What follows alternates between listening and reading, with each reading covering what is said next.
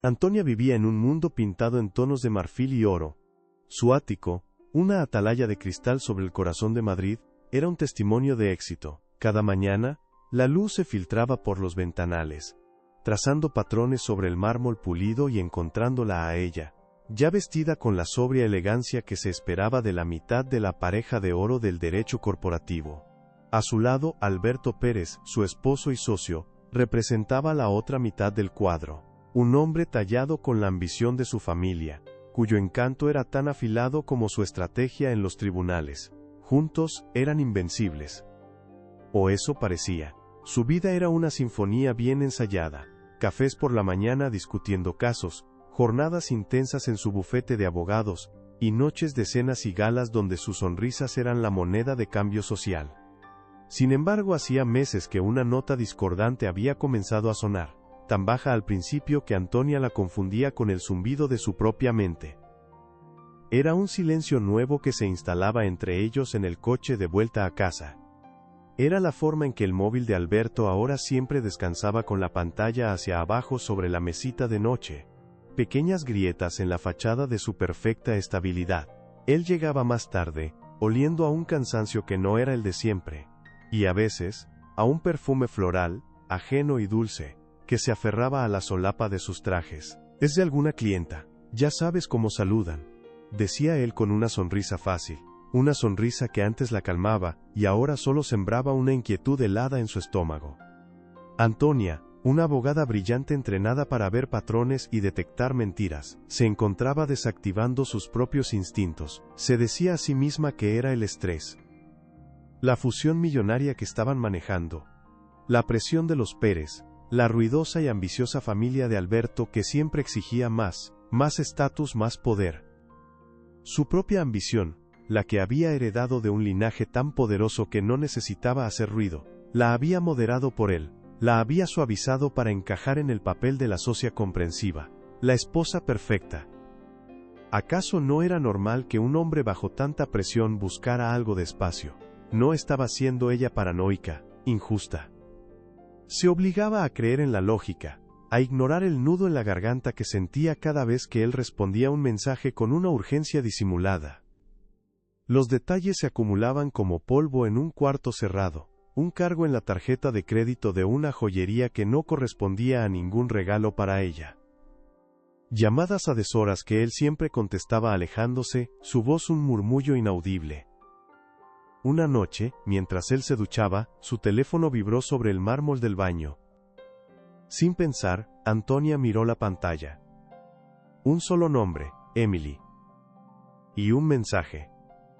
No puedo dejar de pensar en anoche.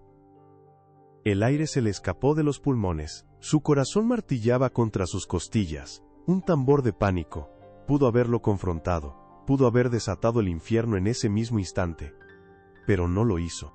Colocó el teléfono exactamente donde estaba, con los dedos temblorosos. El agua de la ducha seguía corriendo, ajena a la fractura que acababa de quebrar su mundo. Decidió esperar, observar. La abogada en ella tomó el control, archivando cada inconsistencia, cada mirada perdida, cada excusa endeble. Se convirtió en una espectadora de su propia vida, sonriendo en las cenas, asintiendo en las reuniones, mientras por dentro, una tormenta de furia y dolor se gestaba en silencio. Veía cómo él la miraba a veces, casi con lástima, y se preguntaba si él sabía que ella sabía. O peor, si él creía que era tan ciega como para no darse cuenta. La jaula de oro, su espectacular ático con vistas a todo Madrid, de repente se sentía pequeña, sofocante. Las paredes se estrechaban a su alrededor, ahogando a la mujer poderosa que su padre siempre le dijo que era. La gala anual de la Fundación de Arte era el evento cumbre del calendario social de Madrid. Un campo de batalla donde las alianzas se forjaban y los imperios caían con el tintineo de una copa de champán. Esa noche, Antonia eligió un vestido de seda color esmeralda. No era un vestido para la esposa de Alberto Pérez. Era una armadura para Antonia.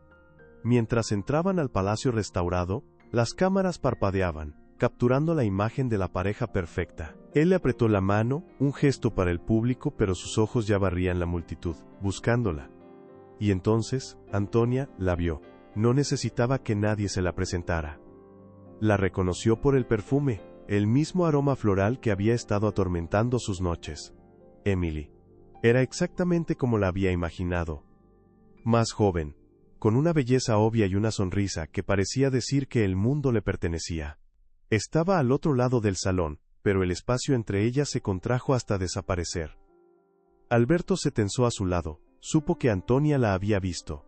El aire se cargó de una electricidad palpable. Antonia no dijo nada, no hizo una escena. Simplemente, levantó la barbilla, y sus ojos se encontraron con los de Emily por encima de las cabezas de los invitados. No fue una mirada de odio, ni de celos. Fue una mirada de puro y helado reconocimiento. Un segundo.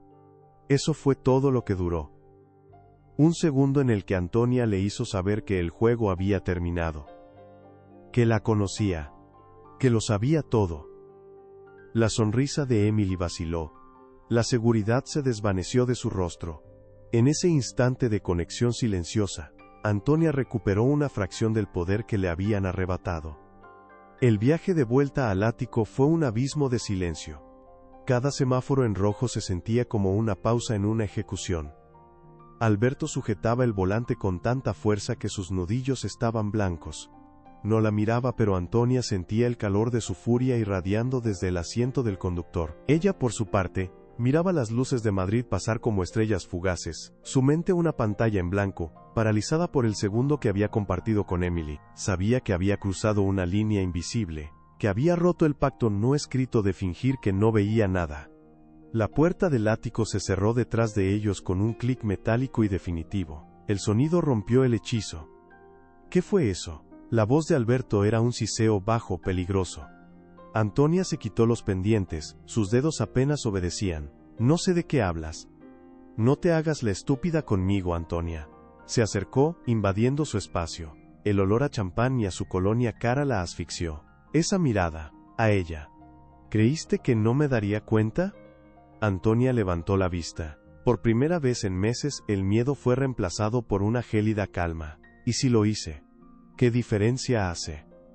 Fue la primera bofetada. El sonido resonó en el silencio del mármol, agudo como un disparo.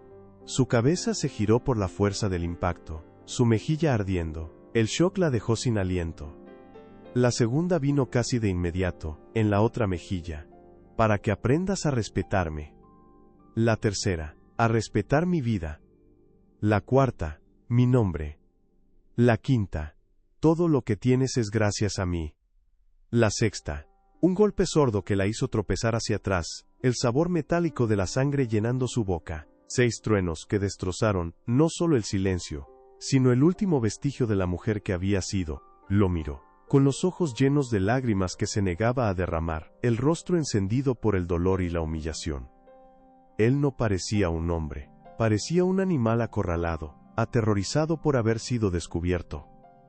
Fuera, gruñó, su pecho subiendo y bajando con rabia. La agarró bruscamente del brazo, el mismo brazo que había sostenido con orgullo en la gala, y la arrastró hacia la puerta. El vestido de seda esmeralda, su armadura, se sentía ahora como un sudario. La empujó fuera del apartamento, hacia el rellano del ascensor. No quiero volver a verte en mi casa. ¿Entendido? La puerta se cerró. El sonido del cerrojo girando fue el punto final de su vida anterior. Se quedó allí, en el pasillo silencioso y lujoso, con el eco de los golpes en su piel. Luego, como si el cielo de Madrid estuviera llorando por ella, una cortina de lluvia helada comenzó a azotar la ciudad. Empapada, humillada, y con el alma rota, Antonia caminó sin rumbo por las calles vacías. El mundo que conocía se había disuelto en el asfalto mojado. Cada gota de lluvia era un recordatorio helado de su nueva realidad. Pero bajo el dolor, bajo la vergüenza, algo más profundo comenzó a despertar. Una rabia fría y antigua, la herencia de un linaje que no doblaba la rodilla ante nadie. Se detuvo bajo la marquesina de un teatro cerrado. Sacó su teléfono, sus dedos temblorosos por el frío y la furia. Marcó un número que no había usado para pedir ayuda en años. Al otro lado de la línea, la voz grave y tranquila de su padre. «Antonia, ¿qué ocurre?» Su propia voz no era la de una víctima, era la de una reina destronada declarando la guerra. «Papá», dijo, y el sonido de la lluvia casi ahogó sus palabras. No dejes a nadie de la familia Pérez con vida. Hubo un silencio, no de sorpresa sino de comprensión. Considera lo hecho, respondió él, y colgó. Al día siguiente, la guerra comenzó. Alberto, anticipándose a su movimiento, lanzó una campaña de desprestigio. Columnas de chismes insinuaban un colapso nervioso de la brillante abogada. Amigos que la noche anterior la habían besado en ambas mejillas, ahora no respondían sus llamadas. Intentó usar su tarjeta de crédito para pagar un café, y fue rechazada. Congelada. Todas sus cuentas conjuntas, vacías. Estaba siendo sistemáticamente borrada, convertida en una paria por la misma gente que la había aplaudido. Pero no contaban con la mujer que había renacido en la lluvia. Mientras la familia Pérez usaba su ruidosa influencia para aislarla, el poder silencioso y vasto de su padre se movía en las sombras. Inversiones cruciales para las empresas Pérez fueron retiradas sin previo aviso. Socios estratégicos cancelaron reuniones. Auditores fiscales recibieron anónimos detallando irregularidades que solo alguien desde dentro podría conocer. La guerra económica había comenzado, silenciosa y letal. Antonia, por su parte, libraba su propia batalla. Con los fondos ilimitados que su padre puso a su disposición, alquiló una oficina minimalista en un edificio discreto, lejos del brillo de su antiguo bufete. No contrató a un gran equipo, solo a los 2 investigadores más despiadados y a una joven abogada con más ambición que escrúpulos. Se sentó en su nuevo escritorio, un bloque de acero y cristal. Ya no vestía los trajes suaves de la esposa perfecta. Ahora llevaba trajes de corte afilado, en tonos de negro y gris carbón. Su cabello, recogido en una coleta tirante. Sus ojos, antes cálidos, ahora eran 2 piezas de obsidiana. Abrió el primer archivo, un caso de fusión que había manejado codo a codo con Alberto. Conocía cada cláusula, cada anexo, cada conversación extraoficial. Conocía los atajos que él había tomado, las promesas que había susurrado en secreto, las pequeñas ilegalidades que había cometido. Convencido de su propia impunidad, con la precisión de un cirujano y la crueldad de un verdugo, comenzó a desmantelar su imperio, pieza por pieza, caso por caso. Su conocimiento íntimo de sus secretos era ahora su arma más poderosa. No buscaba justicia, buscaba aniquilación, y apenas estaba comenzando. Cuéntame en los comentarios desde qué país nos estás viendo, me encantará leerte. Y no olvides suscribirte para no perderte más historias como esta. La guerra no se declaró con gritos, sino con el silencio de un teléfono que no sonaba, con un correo electrónico que no llegaba. Las acciones de las empresas Pérez no cayeron, se desplomaron. Inversores fantasmas, que habían sostenido proyectos clave durante años, retiraron su capital de la noche a la mañana, evaporándose como el humo. Contratos que parecían sellados en piedra se deshicieron por tecnicismos olvidados. De repente, el imperio de los Pérez, tan ruidoso y ostentoso, empezó a desangrarse en silencio, víctima de 1000 cortes precisos e invisibles. Alberto y su padre corrían de una reunión de emergencia a otra, buscando al traidor en sus filas, sin entender que el enemigo no estaba dentro, sino en todas partes, moviendo los hilos desde una altura que ellos ni siquiera podían concebir. Mientras tanto, Antonia operaba desde su propio cuartel general. No era una oficina, era un quirófano. Un espacio en el piso 30 de una torre de cristal anónima, con muebles de acero y paredes de un blanco clínico. No había fotos familiares, ni recuerdos de una vida anterior. Solo un escritorio, una silla y una vista panorámica de la ciudad que ahora le parecía un tablero de ajedrez. Su equipo era tan minimalista y letal como el entorno. 2 investigadores privados con la reputación de poder encontrar una aguja en un pajar y la moral de una hiena, y una joven abogada, Sofía, cuyos ojos brillaban con la misma ambición que Antonia había suprimido en sí misma durante años. El primer objetivo fue el caso Titán, una fusión multimillonaria que había sido la joya de la corona del bufete Pérez y Asociados. Antonia recordaba las noches en vela, el olor a café rancio y la mano de Alberto en su hombro, susurrándole lo orgulloso que estaba de su trabajo. Ahora, repasaba esos mismos documentos con una distancia quirúrgica, conocía cada coma, cada anexo, y recordaba, con una claridad dolorosa, una conversación que Alberto le pidió que olvidara. Un pequeño acuerdo extraoficial con uno de los accionistas minoritarios para asegurar su voto. Un acuerdo que bordeaba la ilegalidad y que nunca se registró. La estrategia fue impecable, no una demanda frontal, eso sería ruidoso, vulgar. En su lugar, una simple carta anónima, redactada por Sofía, fue enviada al consejo de administración de la empresa compradora. La carta no acusaba, solo preguntaba. Hacía las preguntas correctas sobre ciertas garantías financieras que no cuadraban. Preguntas que solo alguien con conocimiento íntimo del acuerdo podría formular. Alberto recibió la llamada mientras estaba en una cena tratando de calmar a un banquero nervioso. Escuchó en silencio, con el tenedor suspendido a medio camino. El color abandonó su rostro. Sus manos, las mismas que la habían golpeado, ahora temblaban mientras sostenía el teléfono. Colgó. Miró a su alrededor, a las caras sonrientes de la élite madrileña. Y por primera vez, sintió el frío del verdadero miedo. No era el miedo a perder dinero, era el miedo a ser expuesto. A que todos supieran que el genio legal era un fraude. Sabía sin ninguna duda quién estaba detrás de aquello. Era la letra de Antonia. Su mente brillante, su memoria perfecta, ahora convertidas en un arma apuntando directamente a su cabeza. Antonia observó las consecuencias desde su torre de cristal. Vio en la prensa financiera las noticias sobre la revisión interna de la fusión Titán. Vio cómo el nombre de Alberto Pérez empezaba a ser mencionado con una nota de duda en las columnas de negocios. No sintió euforia, ni siquiera satisfacción. Solo un vacío helado, la calma de un cirujano que ha completado con éxito una amputación necesaria. Se miró en el reflejo oscuro del ventanal. La mujer que le devolvía la mirada era diferente. Su rostro era más afilado. Sus ojos no contenían ni una pizca de la suavidad de antes. Llevaba un traje pantalón de color carbón, tan implacable como su nueva alma. El ataque a Titán fue solo la primera salva. Uno a uno, los casos más importantes de Alberto fueron puestos bajo un microscopio invisible. Un cliente antiguo del bufete, animado por una filtración anónima, decidió auditar una cuenta de fideicomiso y descubrió irregularidades. Un acuerdo de divorcio de alto perfil se reabrió cuando la exesposa recibió un sobre sin remitente con pruebas de activos que Alberto había ayudado a su cliente a ocultar. El pánico se instaló en la familia Pérez. Su poder basado en la intimidación y la influencia social era inútil contra un fantasma. No podían atacar a Antonia directamente. Ella no había hecho nada ilegal. Oficialmente estaba retirada, viviendo una vida tranquila. Pero en los pasillos de los juzgados, en las cenas privadas, los susurros cambiaron. Ya no hablaban de la pobre y desequilibrada Antonia. Ahora hablaban de ella con una mezcla de temor y respeto a regañadientes.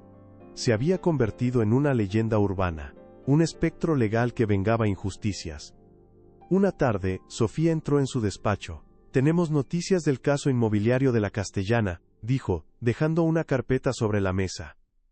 El socio de Alberto está dispuesto a hablar, parece que le prometieron una parte que nunca recibió.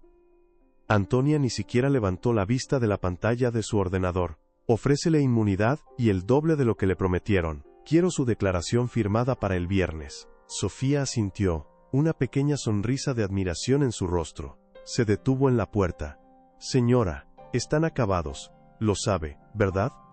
Antonia finalmente levantó la vista. Sus ojos se encontraron con los de la joven abogada en el reflejo de la pantalla.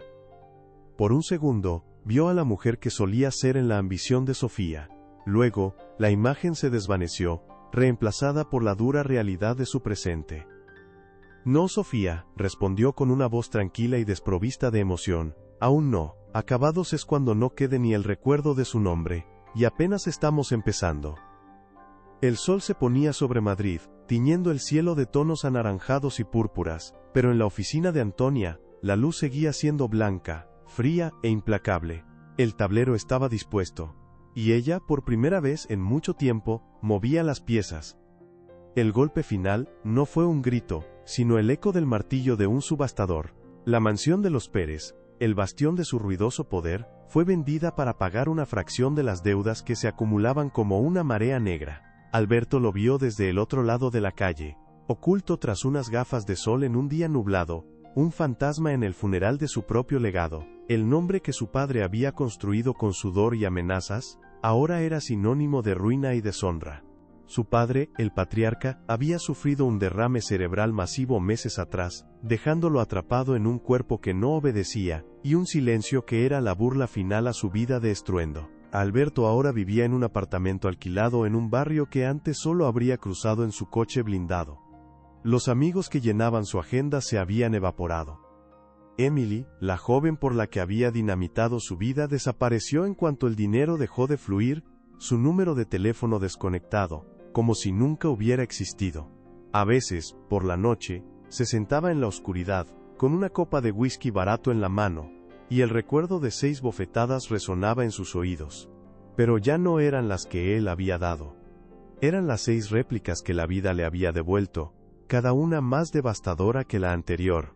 La pérdida de su bufete, la quiebra de su familia, la destrucción de su reputación, la enfermedad de su padre, la soledad absoluta y la peor de todas, la certeza de que él mismo había puesto el arma en las manos de su verdugo. Había cosechado el silencio y la ruina que sembró con su arrogancia.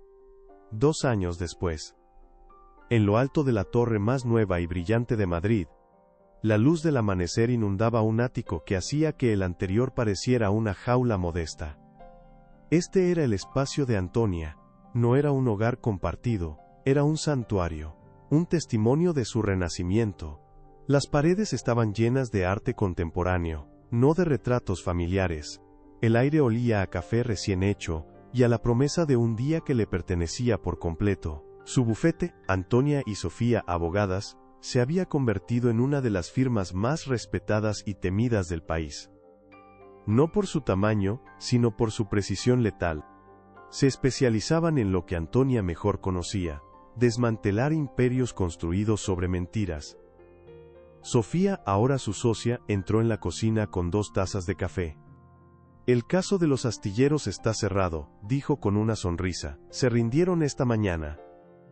Antonia tomó la taza, sus ojos fijos en la ciudad que despertaba. Nunca subestimes a un hombre desesperado, pero nunca apuestes contra una mujer que ya no tiene nada que perder. Sofía la miró, la admiraba, pero también sentía una curiosidad infinita por la mujer que se sentaba frente a ella. A veces, ¿piensas en él? Antonia se tomó un momento. El recuerdo ya no dolía. Era como mirar una vieja fotografía de una persona que apenas reconocía. Pienso en la mujer que era cuando estaba con él. En lo ciega que me permití ser. A él, el tiempo lo ha convertido en una lección. Y las lecciones, una vez aprendidas, no necesitan ser repasadas. Esa tarde, mientras caminaba por el Parque del Retiro, el sol de otoño filtrándose entre los árboles, lo vio. Estaba sentado en un banco, arrojando migas de pan a las palomas. Parecía más viejo, más delgado. El traje caro había sido reemplazado por ropa gastada. Su arrogancia se había encorvado en una postura de derrota. Sus miradas se cruzaron por un instante. En sus ojos, Antonia vio un destello de pánico, de vergüenza, de un miedo profundo a lo que ella podría decir o hacer. Pero la Antonia que había declarado la guerra ya no existía. La había servido bien, pero su tiempo había terminado. No sintió odio, no sintió triunfo, no sintió lástima, no sintió nada. Simplemente, le dio un leve, casi imperceptible asentimiento de cabeza. Un reconocimiento silencioso de que ambos habían sobrevivido a una historia que ya estaba muerta. Y siguió caminando. No aceleró el paso. No miró hacia atrás. Siguió su camino, hacia el sol, dejando atrás a un hombre que se había convertido en una sombra, atrapado para siempre en el pasado que él mismo había destruido. La traición había sido un veneno, pero también el antídoto que la despertó de un largo sueño. Le arrebató todo para enseñarle que lo único que realmente poseía era a sí misma. El dolor, la humillación y la furia no fueron su final, sino el fuego en el que se forjó de nuevo. A veces, la vida tiene que romperte en 1000 pedazos para que puedas reconstruirte no como eras, sino como siempre debiste ser. Y en ese renacer, uno descubre que la verdadera libertad no es la ausencia de cicatrices, sino la certeza de que ninguna de ellas tiene ya el poder de hacerte daño. Se puede renacer más fuerte, más sabio, y sobre todo irrevocablemente libre. Cuéntame en los comentarios desde qué país nos estás viendo, me encantará leerte. Y no olvides suscribirte para no perderte más historias como esta.